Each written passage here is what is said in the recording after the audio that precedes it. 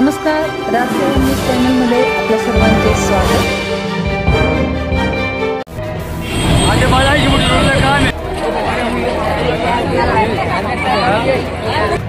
आजची ऐतिहासिक व अलौकिक अशी सभा मोदी साहेबांचे सगळे चाहते, पक्षाचे सगळे पदाधिकारी, कार्यकर्ते, आम जनता, आम नागरिक मोदी साहेबांना ऐकण्यासाठी त्यांचे विचार, आपल्या संस्कृतीची जे होत चाललेला रास आहे त्याच्याबद्दल जे गोष्टी बोलणार होते ते ऐकण्यासाठी हिंदुत्वाच्या मुद्द्यावर आपण पाठीत अडकलो आहे, त्याबद्दल आपण आज मोदी साहेबांचे विचार ऐकण्यासाठी आलो होतो।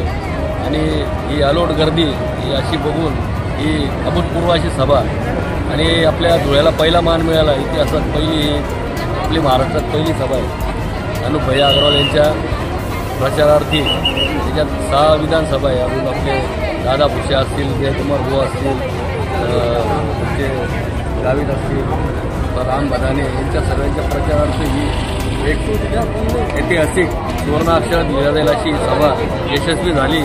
आणि याच्यासाठी सर्व पक्षाचे पदाधिकारी, कार्यकर्ते, अनुप भैया अग्रवाल, डॉक्टर भांबरे असतील, जिल्हाध्यक्ष, अशा सगळ्यांचं सहकार्यानं, सगळ्यांच्या पदाधिकाऱ्यांच्या, नगरसेवकांच्या व आम जनतेने याच्यात सहभाग घेतला मोठा आणि ही सभा यशस्वी केली। आणि हे आपले जेवढेही उमेदवार आहेत तेवढे निवडून येतील असा निर्धार आज या सभेच्या माध्यमातून आपल्याला वाटतोय आणि तो यशस्वी होईल।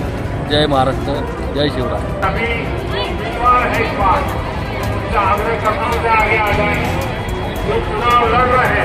आज आपल्या या धुळ्याच्या नगरीमध्ये आदरणीय नरेंद्र मोदी साहेब यांचं आगमन झालेलं आहे। त्या निमित्ताने जिल्ह्यातील तमाम मतदार बंधू भगिनी या ठिकाणी उपस्थित झालेले आहेत।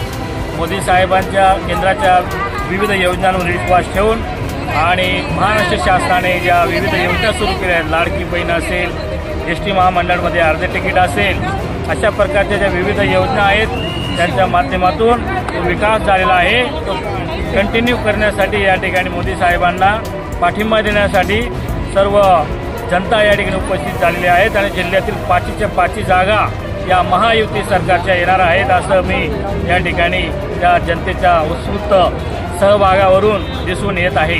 साधारण ही गर्दी किती असेल तुम्हाला काय वाटतं? या ठिकाणी प्रत्येक मतदारसंघातून कमीत कमी 50-50 हजार लोक, कार्यकर्ते या ठिकाणी उपस्थित झालेले आहेत।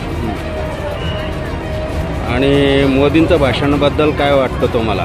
मोदी साहेबांचं जे भाषण सुरू आहे ते भाषण ऐकण्यासाठी लोक 8 वाजेपासून जागा सांभाळून बसलेले आहेत। आणि आजही मंडपाच्या बाहेर निम्मी जी पब्लिक आहे ती मंडपाच्या बाहेर उभी आहे।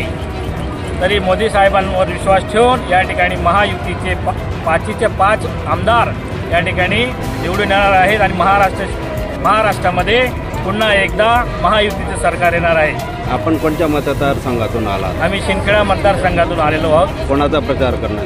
जयकुमार रावल साहेब। भारतीय जनता पार्टी का जय कुमार भाऊ, तुम आगे बढ़ो, हम तुम्हारे साथ हैं।